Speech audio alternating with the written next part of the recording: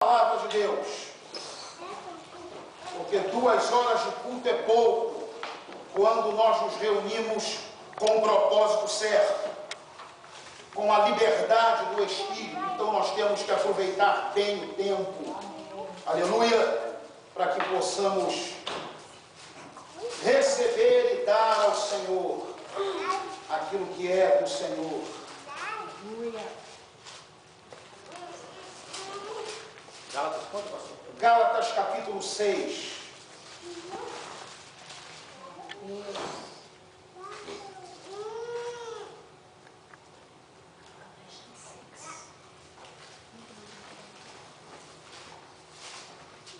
Gálatas capítulo 6, versículo de número 15. Gálatas 6, 15. Aleluia. Aleluia. Gálatas 6, 15. A palavra de Deus diz assim: porque em Cristo Jesus nem a circuncisão, nem a incircuncisão tem virtude alguma, mas sim o ser uma nova criatura. E a todos quantos andarem conforme esta regra, paz e misericórdia sobre eles e sobre o Israel de Deus. Desde agora, ninguém me inquiete, porque trago no meu corpo as marcas do Senhor Jesus. Amém? Trago em meu corpo as marcas de Cristo. Podeis assentar. Eu quero trazer a palavra de Deus para vocês nesta noite, na continuação da série que nós estamos pregando acerca do privilégio de ser um cristão. Ok? Nós falamos na semana passada acerca de alguns traços da igreja de Antioquia. E vamos continuar pregando sobre a igreja de Antioquia, pregando sobre a cidade de Antioquia e a identidade cristã. Nesta noite o Espírito Santo nos guiou para que pela palavra pudéssemos olhar a partir de Gálatas 6, 15 a 17.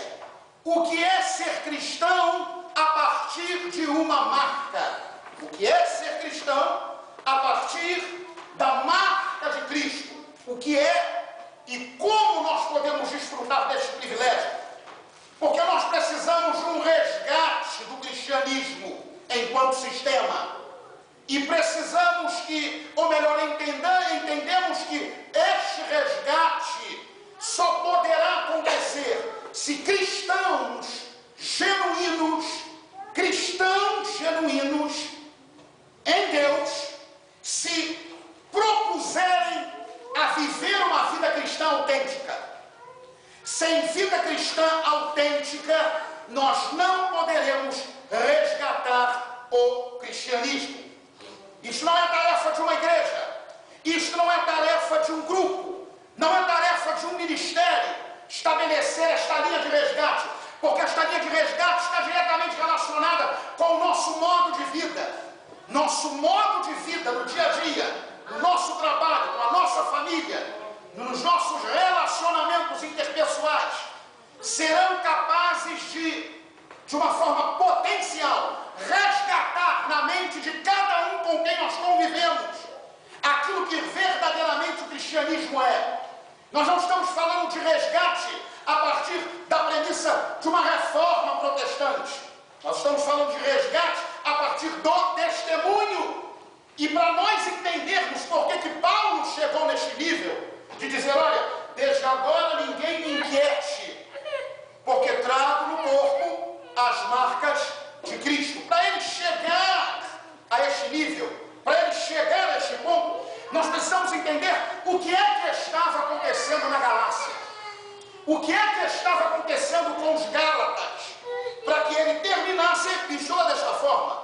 Quando nós achamos que ele poderia terminar a epístola só dizendo no versículo 18, a graça de nosso Senhor Jesus Cristo seja, irmãos, com o vosso espírito. Amém. Mas ele não termina assim, ele termina dando um aviso. Olha, não me inquiete. Olha, não mexa comigo. Não me toque. Porque eu trago no corpo as marcas de Cristo. Chega para lá.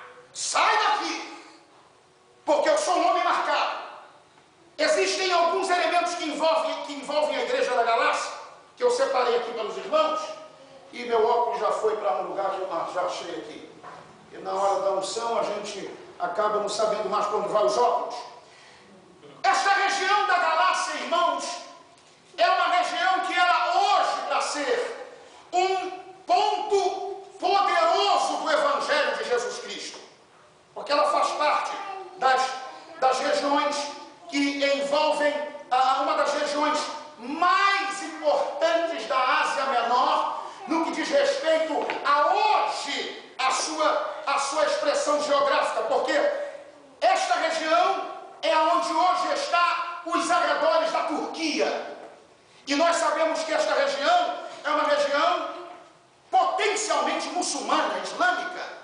E o apóstolo Paulo, ele, quando estabeleceu as igrejas nesta região da Ásia Menor, ele estabeleceu pregando o evangelho para estes gálatas que estavam na região da Galácia, que são, na verdade, antigos celtas, que saíram da região central da Europa e foram para essa região da Ásia Menor, e ali se estabeleceram. A palavra Gálatas, Galácia, ela vem de uma raiz celta, e celtas e Gálatas representa praticamente a mesma coisa, porque Gálatas vem de Galas, e Galas se refere aos celtas. E eles então imigraram do centro da Europa 3 séculos antes do apóstolo Paulo chegar lá pregando. 300 anos antes, se instalaram ali. Com a explosão do Evangelho, o advento de Cristo, o apóstolo Paulo pregou a palavra aos gentios. Não eram judeus, gentios. E eles então creram no Evangelho. O Evangelho tomou conta da Ásia Menor de uma forma tremenda, impactante. E você vai encontrar esta expressão, ou esta região da Galácia, expressada na Bíblia Sagrada pelo menos em 5 vezes.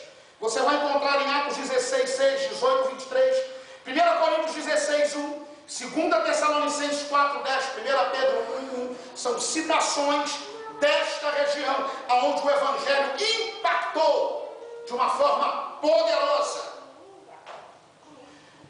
Esta região, que era uma província essa que Roma tomava conta, Roma cuidava, era uma província romana, foi uma região que Paulo plantou algumas igrejas pequenos grupos que cresceram.